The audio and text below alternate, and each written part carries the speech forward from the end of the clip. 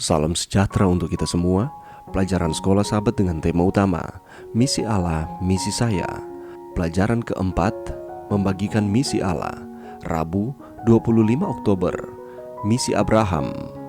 Bacalah Kejadian 19 ayat 1 sampai 29. Apakah hasil dari roh keramah tamahan, kasih dan doa? Ayat di atas memberikan sebuah indikasi yang menarik sehubungan dengan posisi dari Lot di kota Sodom. Lot sedang duduk di pintu gerbang Sodom, Kejadian 19 ayat 1. Hal ini berarti bahwa dia adalah seorang tokoh yang penting di kota itu.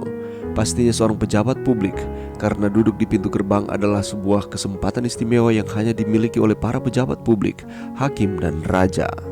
Kejadian 19 hampir paralel dengan pasal 18 dan dengan cerita tentang malaikat-malaikat yang bersama dengan Abraham. Abraham dan Lot sama-sama duduk di bagian depan atau di pintu gerbang. Abraham dan Lot sama-sama mengundang orang asing untuk beristirahat di tempat tinggal mereka. Abraham dan Lot masing-masing mempersiapkan makanan bagi tamu-tamu mereka. Apapun juga kesalahannya, Lot sepertinya memiliki beberapa sifat yang baik. Kemudian Tuhan menurunkan hujan belerang dan api atas Sodom dan Gomora, berasal dari Tuhan, dari langit, dan ditunggang balikannya lah kota-kota itu dan lembah Yordan dan semua penduduk kota-kota serta tumbuhan-tumbuhan di tanah. Kejadian 19 ayat 24-25. Kita tidak tahu berapa banyak orang yang tinggal di dalam kota-kota Sodom dan Gomora pada waktu itu, tetapi di antara ribuan orang ini hanya ada 4 yang tertinggal di kota dan hanya 3 yang diselamatkan. Hal yang sama dengan peristiwa air bah. Kita tidak tahu berapa banyak yang hidup pada waktu itu, tetapi kita tahu bahwa kebanyakan dari mereka tidak diselamatkan. Jumlah yang kecil dari penduduk Sodom yang diselamatkan memberikan implikasi pada misi kita. Tidak semua orang akan diselamatkan. Kita ingin semua orang menerima Yesus dan rencana keselamatannya, tetapi setiap pribadi memiliki kebebasan memilih. Tugas kita adalah untuk mengundang sebanyak mungkin orang untuk membuat pilihan bagi Yesus. Sementara kita menjalankan misi kita, Allah menolong kita melalui Roh Kudus, tetapi Dia tidak akan menentang kehendak dari siapapun. Pada akhirnya, kehendak bebas itu berarti bahwa tidak peduli apa yang kita lakukan, tidak peduli seberapa sering kita berdoa, keselamatan datang berdasarkan pilihan masing-masing. Bagaimanakah kita belajar untuk tidak menjadi kecewa jika kita mendapati bahwa hasil-hasil yang kita dapatkan tidak seperti yang kita inginkan ketika kita melakukan pekerjaan misi? Pelajaran yang bisa kita dapatkan pada saat ini. Saudaraku, kota Sodom dan Gomora memang merupakan kota yang indah, tetapi tidak demikian dengan kondisi masyarakat yang hidup di dalamnya. Kota ini ditempati oleh masyarakat yang dikuasai oleh dosa, dan mereka memiliki keadaan moral yang begitu rendah. Sebenarnya, orang-orang yang ada di dalam kota Sodom dan Gomora sudah terlihat jelas keadaan moralnya yang begitu bobrok ketika Lot menyambut malaikat di pintu gerbang kota. Pintu gerbang merupakan tempat umum di mana orang-orang biasanya menemui rekan-rekannya untuk berdagang, melakukan suatu pengadilan, dan bertemu raja-raja kota. Tetapi, walaupun pintu gerbang ini merupakan tempat di mana orang-orang berkumpul, tidak didapati orang lain yang memberikan sambutan kepada para pendatang ini. Kita dapat melihat bahwa orang-orang Sodom adalah orang yang tidak bersahabat. Mereka tidak mau membangun hubungan terlebih dahulu. Mereka adalah orang-orang yang tidak ramah, yang dikuasai oleh hawa nafsu mereka.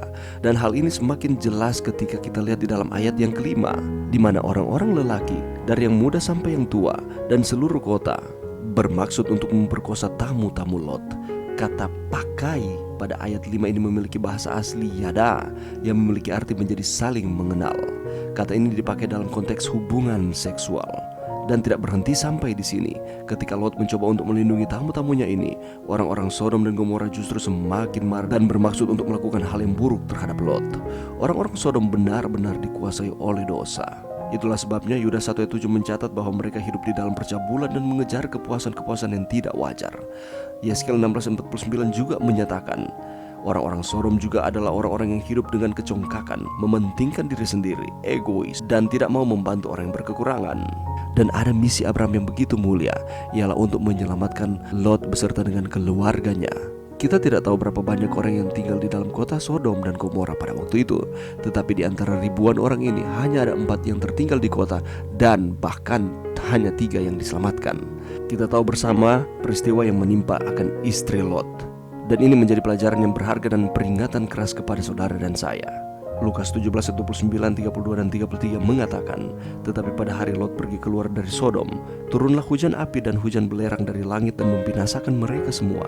Ingatlah akan istri Lot. Barang siapa berusaha memelihara nyawanya, ia akan kehilangan nyawanya, dan barang siapa kehilangan nyawanya, ia akan menyelamatkannya. Apa yang istri Lot lakukan adalah bentuk ketidaktaatan kepada perintah Tuhan. Sebab ketaatan yang setengah-setengah sama seperti dengan ketidaktaatan, dan setiap ketidaktaatan selalu mendatangkan pendisiplinan dari Tuhan. Firman Tuhan mengatakan di dalam Ibrani 2 ayat 2, setiap pelanggaran dan ketidaktaatan mendapat balasan yang setimpal. Dari pengalaman istri Lot memberikan pelajaran bagi kita untuk kita harus belajar bergantung sepenuhnya kepada Tuhan dan mendengar dengan seutuhnya apa firman yang disampaikan kepada kita. Jumlah yang kecil dari penduduk Sodom yang diselamatkan memberikan implikasi pada misi kita. Tidak semua orang menerima akan keselamatan yang Tuhan berikan. Kita ingin semua orang menerima Yesus dan rencana keselamatannya, tetapi setiap pribadi memiliki kebebasan memilih. Saudara dan saya memiliki kebebasan memilih pada saat ini untuk memilih mau melakukan hal yang baik sesuai dengan kehendak Tuhan atau sebaliknya. Dan Allah menghargai setiap pilihan-pilihan kita. Pada akhirnya, kehendak bebas itu berarti bahwa tidak peduli apa yang kita lakukan, tidak peduli seberapa sering kita berdoa, keselamatan datang berdasarkan pilihan masing-masing. Marilah kita memilih pilihan yang benar pada hari ini. Mari kita memilih untuk terus ada di dalam Tuhan dan menjalankan misi yang Allah telah percayakan kepada masing-masing kita sesuai dengan talenta, kemampuan, karunia yang Tuhan berikan kepada saudara dan saya. Mari berdoa. Terima kasih Tuhan atas firman-Mu pada saat ini.